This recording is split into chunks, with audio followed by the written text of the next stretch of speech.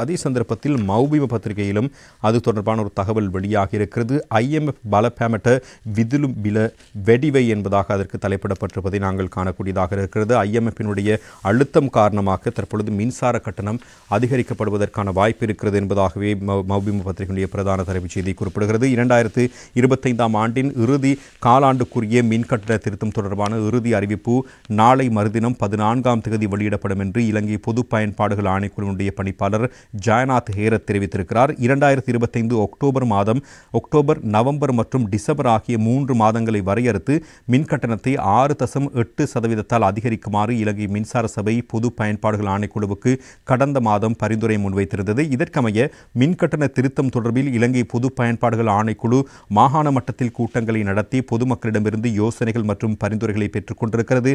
இதற்கமைய இறுதி கருத்தாடல் மேல் மாகாணத்தில் கடந்த 8ஆம் தேதி நடைபெற்றது. மின்கட்டண திருத்தம் குறித்து இலங்கை பொது பயன்பாடுகள் ஆணைக்குழுவுடைய தொடர்பாடல் பணிப்பாளர் ஜெயநாத் ஹேரத் பல்வேறு தகவல்களை வெளிப்படுத்தியிருக்கிறார்.